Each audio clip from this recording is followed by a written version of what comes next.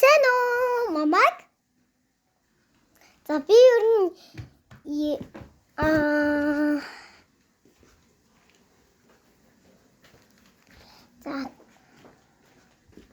За. Тэгээд би та нарт гэрээ танилцуулъя. Энэ бол миний шүүгээ.